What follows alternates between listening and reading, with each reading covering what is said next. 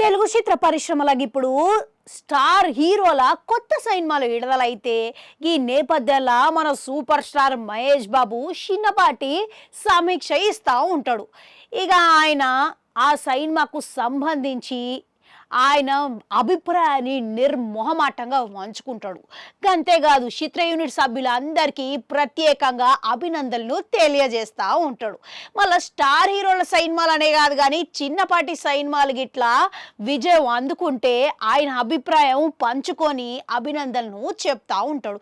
మళ్ళీ ఈ నెల ఆరంభంలో చూసుకుంటే మత్తు వదలర 2 విషయంలో గిట్లా మహేష్ బాబు ఒక సమీక్ష ఇవ్వడం జరిగింది. మళ్ళీ తదుపరి విడుదలకు గాను జూనియర్ ఎన్టీఆర్ కొరటాల శివ దర్శకత్వంలో వచ్చే దేవరా సమీక్ష ఇస్తారు అని మాట్లాడతాడు అని అందరూ ఎదురు చూసిరు. ఇక దేవరా చూసుకుంటే శుక్రవారం నాడు విడుదల చేసిరు. దానికి గిట్ల ఓ మోస్తారుగా 2 రకాల టాక్లు అయితే దక్కింది. కానీ వసూళ్ల పరంగా ఇక కలెక్షన్లు పరంగా చూసుకుంటే సునామీ వర్షం ఆగుతలేదంట, ఇంకా కొనసాగుతూనే ఉన్నదంట, జోరు మీద నడుస్తున్నదంట. ఇక ప్రస్తుతం 300 కోట్లకు పైగా వసూలను సాధించిందంట. ఇక రానున్న ఇంకెన్ని కోట్లు సంపాదిస్తుందో అన్నది మనకి ముందుగా చూస్తే అర్థమవుతుంది.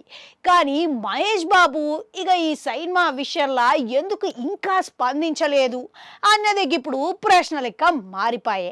ఇక ఇంతకీ సినిమా చూసిండా లేదా అన్నది తెలవకపాయే. ఒకవేళ చూసి గిట్లా మౌనంగా ఉన్నాడా అన్నది గిట్లా స్పష్టత లేకపాయే. ఇక ఇదంతా చూసుకుంటే మహేష్ బాబు ప్రస్తుతం విదేశాలలో ఉన్నాడంట. అయితే మహేష్ బాబుకి కొరటాల శివకి మన జూనియర్ ఎన్టీఆర్కి ముగ్గురికి అనుబంధం మంచిగా ఉన్నది.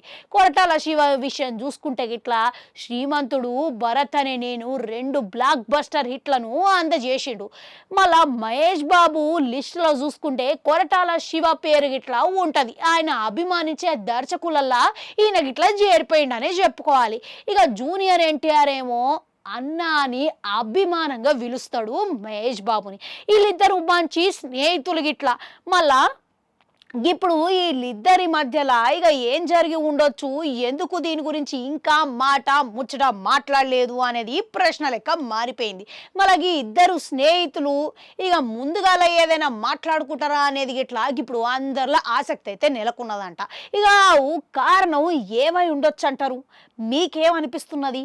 కామెంట్లలో కామెంట్ పెట్టుర్రి. అట్లా నాడు గంటుంటే అది కూడా నొక్కరి మళ్ళొస్తా.